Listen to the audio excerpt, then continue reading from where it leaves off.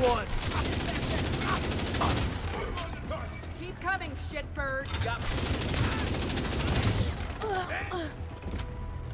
I said, watch the fuck! Here! That's coming apart here!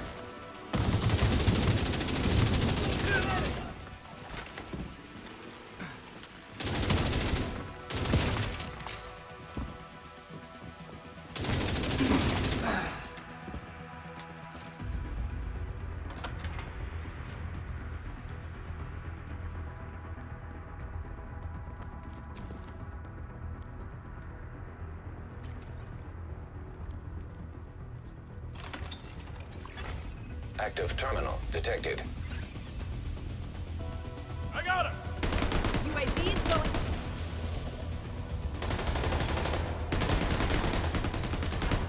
Bad mistake.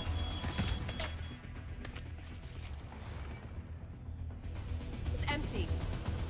Back off!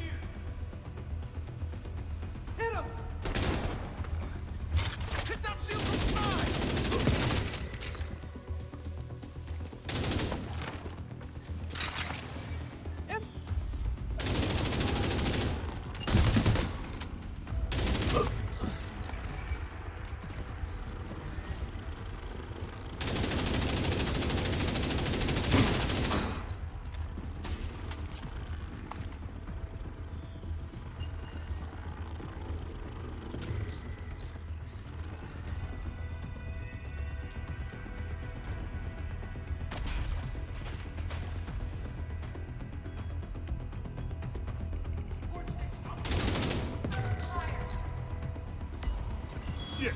Lost sight! I could do this! Move to the side of that shield! Deploying drones now!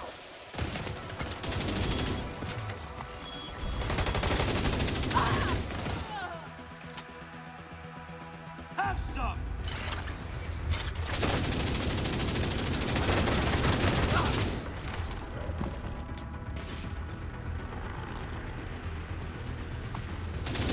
Drones are free!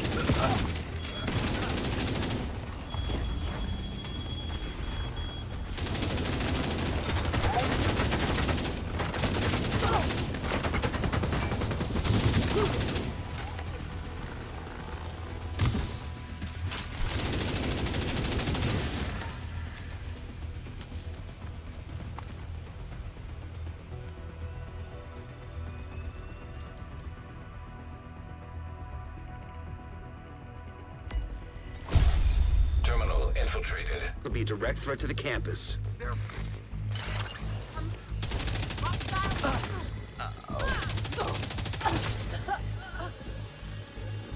Keep on them! Bring it!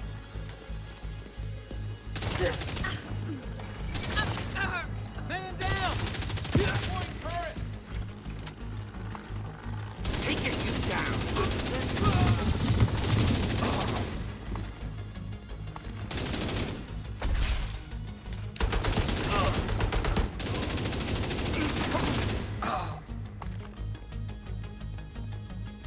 Let's kill you!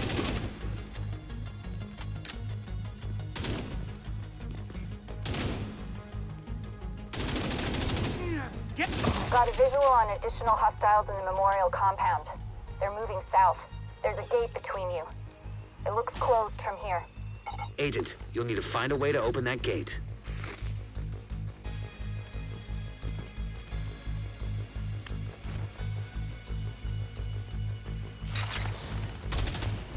How do you like this?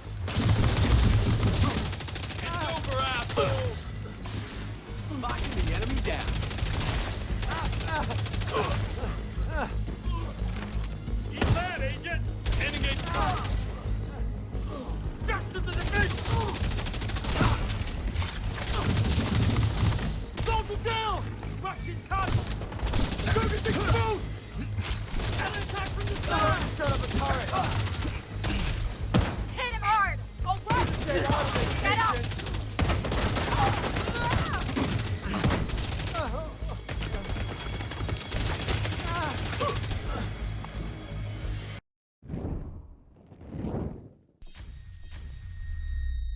What's up, agents? Patrick Wolf here. Welcome to another Division 2 build video. Today's video is going to be the solo Wolverine build.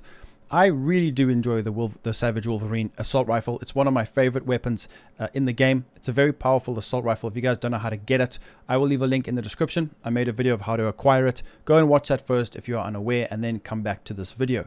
This build is going to be perfect for solo players who want to complete the most difficult content in the game. For example, soloing the summit on Legendary, or just trying to get through heroic missions. You can one-clip any NPC in the game with this weapon. The way we have set up this build is going to be perfect for solo play. You can use this in PvP and in a team, but this is going to work exceptionally well playing solo. As you guys saw from the gameplay, we want to make sure we can get really up close and personal to the enemies within 7 meters to make sure we are actually utilizing the amazing buff from the Savage Wolverine. So make sure you guys do get up close and personal. That is why we have certain talents on this build. But first, let's go through the specialization. I've gone for Firewall because this promotes getting up close to the enemies. So the great thing about this is on armor break, applying burn to the enemies within 5 meters. This is disabled in PvP. This is good, especially if we can have the Pyromaniac as an assault rifle on our back. So when this does proc, you could pull out the Pyromaniac and get 25% extra damage. That's another little pointer for you if you want to try that. I've got Emmeline's Guard because I want to get that extra armor. I don't normally use it that often, but it does help in difficult situations. Make sure you do have assault rifle damage up, and then the Striker Shield is going to give us a lot more extra weapon damage, which is very, very important. Also, the armor kit is incredibly powerful. We get 200% armor and 200% health over 10 seconds. This will save us in a lot of situations. It's very, very powerful. Make sure everything else is activated as well. Let's take a look at the build. We have got Intimidate with the Memento backpack. To be honest, probably the strongest combination in the game for close range damage and survivability. It is just too good to pass up. So we have got the Savage Wolverine. Let's take a look at this amazing weapon right here. I'm sure you guys are aware of it. So perfectly close and personal, killing a target within 7 meters. Grants plus 38% weapon damage for 10 seconds. That is incremental damage, but it's still quite a significant amount, especially when you pair it up with the Intimidate multiplicative damage, which is 35%, and then the Memento, extra 30% incremental damage as well. So let's take a look at the modifications with the weapon itself. I've gone crit chance. Try and get your crit chance over 50%. That's ideally where you want to be. And also make sure you have this extended magazine. That makes a huge difference. The RPM and the total damage of this weapon is really, really good. Make sure to roll damage starts out of cover on this weapon. I still need to optimize it. It is still not as good as what it could be. Then the secondary weapon I've gone for Emmeline's Guard. This is just too good to pass up. We get 24% armor over 5 seconds, which is incredibly powerful. Like I said, when you get into trouble, this is my go-to SMG. It's very, very powerful. Pistol, go for whatever you would like. It doesn't really matter. So we wanted, I really wanted to get critical hit damage as high as possible on this build, whilst also trying to get our baseline weapon damage up as well. Now, I tried different combinations like 1.1 million armor, 1.5, and I found that 1.3 is going to be the sweet spot. It just makes sense. Now, I tried a whole bunch of different combinations with the gloves and the knee pads, but I promise you guys right now, it just is not worth it. It is good to go with the old faithful Contractors and Fox's Prayer. I know it might be boring, but a lot of people who are watching this will understand. If you try other combinations, it just does not work. It is so important when playing solo. You need to burst down the first NPC. If you don't, you're in trouble for the rest of the fight because you have to reload, and then by the time you do that, you get one-tapped. So it is quite difficult. Now, you can use this gun at longer ranges and just utilize the talent from close up when you get a chance to, because 7 meters is quite close, but you can learn how to use it, and I recommend just practicing with it. You will eventually get used to it. So we've got a Grupo, a Cheska, we've got Fenris one piece, which is probably the most important to be honest, and Memento back. Let's go through each piece now individually. I'm sure you guys are aware of all of these combinations already. If not, I will try my best to explain them as quick as possible. Grupo Mask is going to be very important. Critical hit damage 15%. We have about 50-something% critical hit chance, so that determines our chance per bullet to crit. So the critical hit damage will scale off of our baseline weapon damage, also including our multiplicative implementations of the chest piece talent as well. So it really does stack up to quite a significant amount of damage.